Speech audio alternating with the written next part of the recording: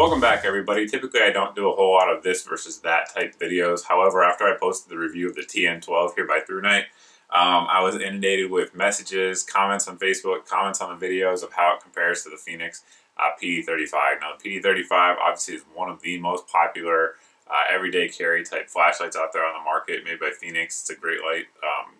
By all means, there's a reason that everybody wants to know how this compares to this, because the Fenix here is going to cost a little bit more money. We'll get into that later on in the review.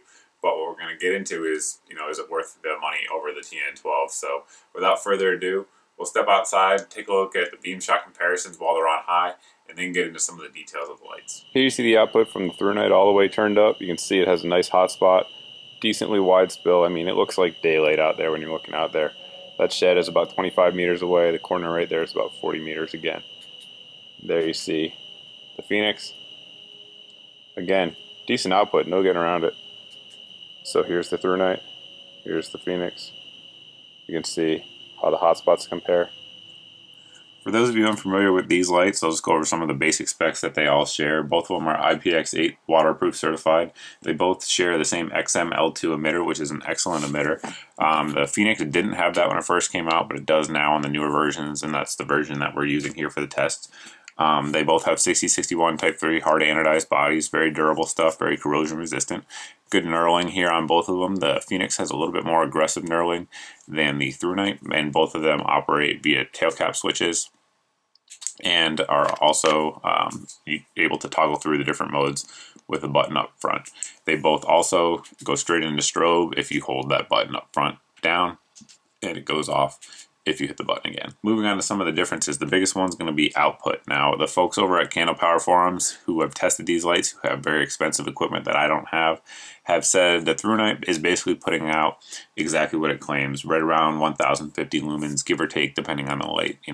Maybe 10 over, 10 under, whatever the case may be, but it's pretty much hitting its advertised spec. And the Fenix is actually producing over it, which is always a good thing when they underestimate and overproduce, something that a lot of folks like, but it's generally going to get 900 to 950 in the tests I've seen over there, again, from the folks who have the equipment. One big difference though on the Fenix and the ThruNite is how they go through modes.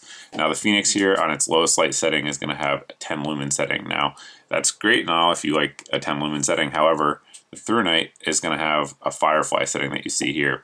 Now the advantage of that is that on the lowest setting you're going to get a lot more battery life here, because you're obviously drawing less on it. So some folks out there wish the Fenix had capability to extend the battery life out a little bit longer. Just something to think about there as you're going through it. Now also, you'll notice that they both are activated by the tail cap that you see here. However, the Fenix is not tail cap standable, as you see here, whereas the ThruNite is. So if you want to set it up, maybe on my wood here, if you want to set it up as a candle, that's the wood, guys. That's not the light. It's not even. But if you want to set it up, trust me, if you have a glass table, which I have, but isn't good for reviews, it will tail cap stand. There you go. Ta-da! So you can use it as a candle if you want to do that. Along with having more lumens, the ThruNite will also have a higher peak candela. Now, the peak candela on the ThruNite is going to be right around 11,800 versus 8,600 over here on the Fenix. So definitely a little bit brighter right in the hot spot on the ThruNite than it's going to be on the Fenix. Also, another thing that is a little bit different on them is the clips, I should say, excuse me. Both these clips are removable, so you can pull them off if you don't want to use them. But the one on the Fenix here is a subdued sort of oxidized finish versus the shiny finish over here on the ThruNite. I prefer this, but it's personal preference at that point. Neither is better or worse. Well, you've seen a breakdown of some of the differences in features. You've also seen the output. Now, price is the thing that I mentioned earlier in the video that is a pretty big difference between the two lights. Now, the ThruNite's going to come to market, if I can actually hold on to it, is going to come to market right around $45 if you look around. I believe that's what it is in our Amazon store. They also have a direct sales website. The links will be in the bottom.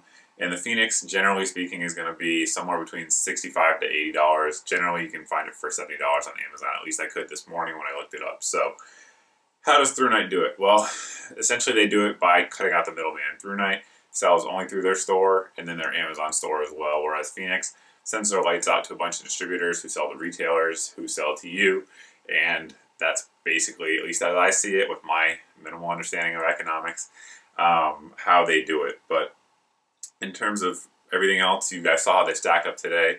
But the price difference is going to be something that's going to make a difference for a lot of folks. Now, some folks are just comfortable with Fenix because they've had an experience with Fenix, they've been around longer, and they're going to go with the Fenix. So by all means, if that's you, have at it.